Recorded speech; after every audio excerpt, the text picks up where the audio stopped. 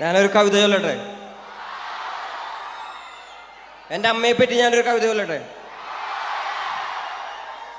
concrete